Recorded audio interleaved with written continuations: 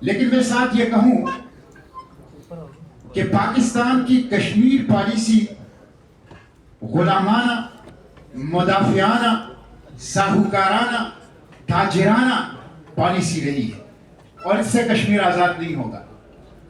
اس policy کی وجہ سے آدھا کشمیر وہ لے گئے، اس پالیسی کی وجہ سے کشمیر میں ظلم و ستم ہے، اس پالیسی کی وجہ سے 5 اگست 2019 کا واقعہ ہوا، اس پالیسی کی وجہ سے انہوں نے سینتاس معاہدے کو منسوخ کر دیا۔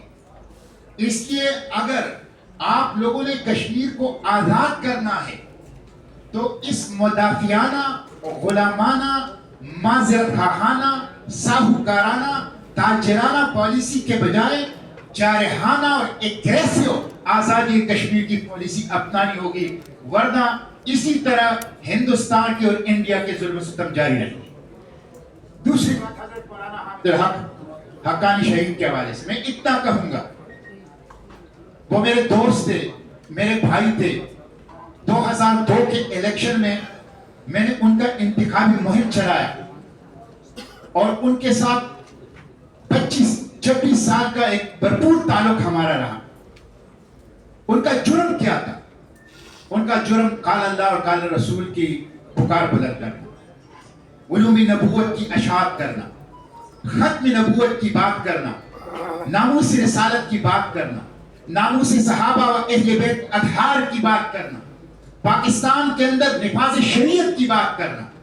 ان کا اور کوئی جرم نہیں تھا، اور کوئی جرم ان کا نہیں تھا۔ لیکن میں بتا دینا چاہتا ہوں، ہر مولانا سمیع الحق شہید کے پیچھے ایک مولانا حامد الحق شہید کھڑا ہوگا، اور ہر مولانا حامد الحق شہید کے پیچھے ایک مولانا عبدالحق ثانی انشاءاللہ کھڑا ہوگا، اور یہ مشن جاری رہے گا انشاءاللہ، یہ مشن جاری رہے گا انشاءاللہ۔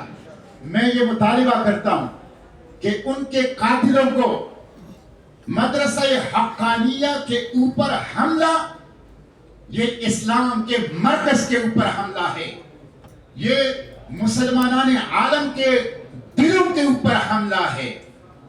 ان کے قاتلوں کو گرفتار کیا جائے، ان کے قاتلوں کو قوم کے سامنے لایا جائے، ان کے قاتلوں کی عدم گرفتاری وفاقی صوبائی حکومت، انٹیلیجنس ایجنسیوں اور سیکیورٹی فورسز کی کھلی ناکامی ہے۔ جہاں تک فلسطین کی بات ہے، وہ آواز تھے فلسطین کے، وہ آواز تھے کشمیر کے،